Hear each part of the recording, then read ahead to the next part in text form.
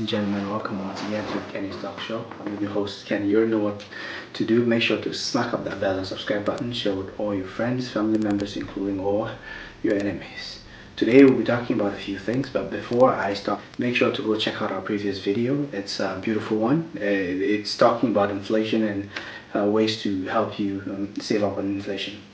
Today's video is basically 5 ways to build wealth. 5 ways to build your wealth. There are multiple ways out there, but today I narrowed it just down to 5.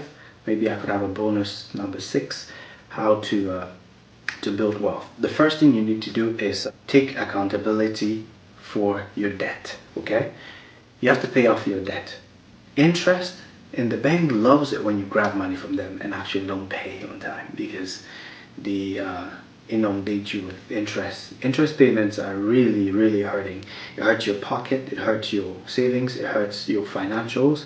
And make sure to check out your interest and pay off all your debts. Okay, I'll give you an example. Say you have a car loan and that car is, like, say 5 grand is left on it, and you have 5 grand in your bank account. Okay, just an example.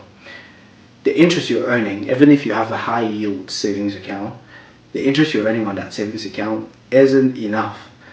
The reason I say that is because the interest you're paying on your car loan on that 5 grand is actually more than the interest you're getting from the bank.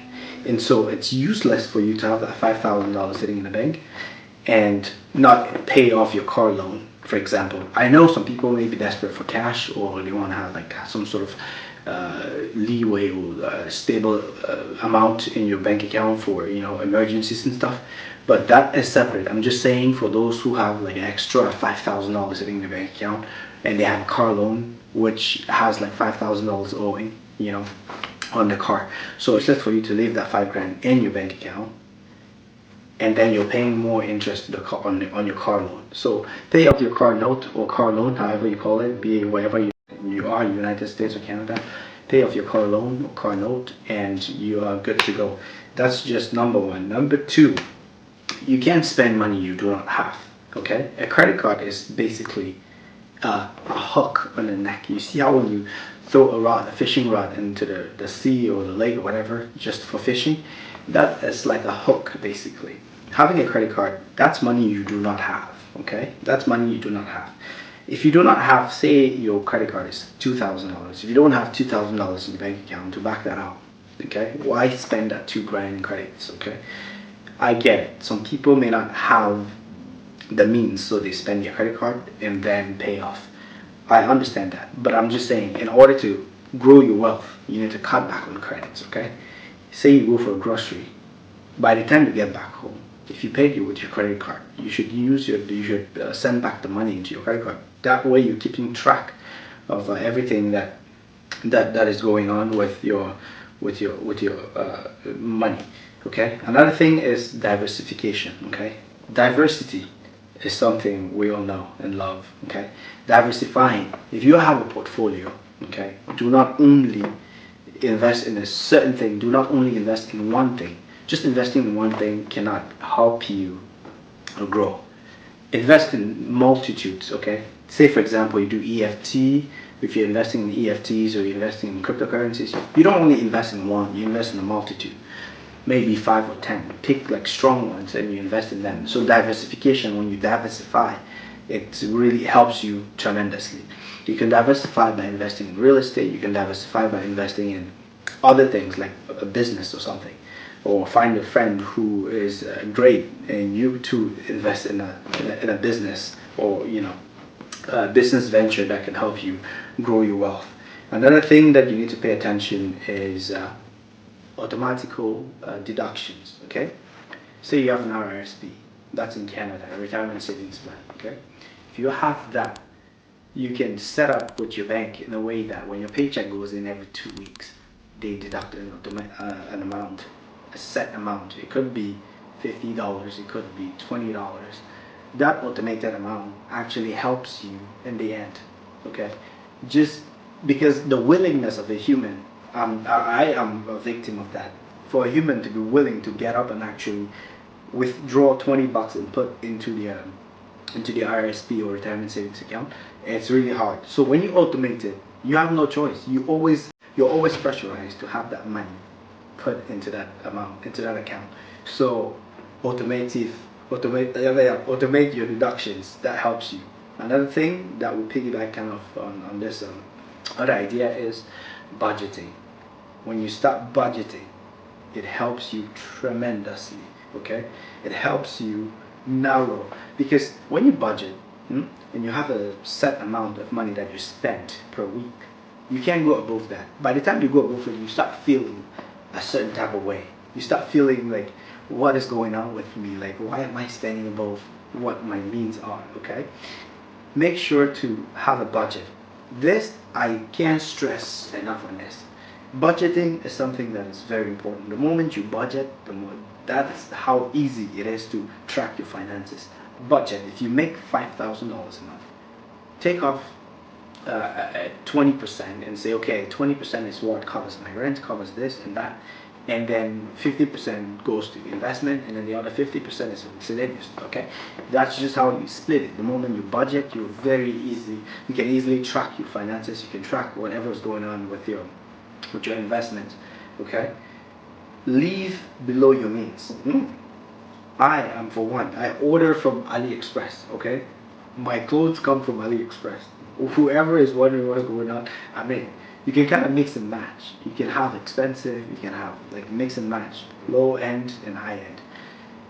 Live below your means. You don't have to impress anyone. I know we live in a world where, in the 21st century, I don't know if we live in the 22nd already, but we live in a world where there's peer pressure. Peer pressure is something ridiculous. Okay, the moment you're pressurized because you want to live like a friend of yours, it don't work that way. Life isn't built to for you to look at people's goals. You can look at it in a positive way and say, okay, I can fight to get to that level too. But rather than actually looking at it from a negative standpoint, or looking at it from a standpoint where you have to also spend money to look like your friend, it's ridiculous. Okay, peer pressure is something you need to cut back. That helps you grow your wealth. You can look as poor as you want, you can look as rich as you want, but the moment you can budget and understand that peer pressure, you don't have to get to a certain standard or a certain level where your friends are. That's something very important. Another thing is this: avoid lottery tickets. I see this. I mean, I do play once in a while, but winning that lottery ticket can actually help you, because it's a form of accountability. The moment you avoid that, say you spend $20 every time the lottery is up, when it's on the high end or whatever, high spectrum. The moment you stop playing the lottery, you can save up those $20 and it helps you grow your wealth. Okay, having accountability too is something that you should look into. Be accountable for your finances. Be accountable with your finances. The moment you reflect and take a look at your bank statement, you take a look at what's going on, you should also feel like, okay, well, this is something that I should basically look into. I say this because if you are accountable with your expenses, it helps you tremendously. Every 6 months, keep a tracker. Okay, it doesn't necessarily have to be 6 months. It could be every 2 months. You take accountability of what you spent versus what you earned. What you spend versus what you earned.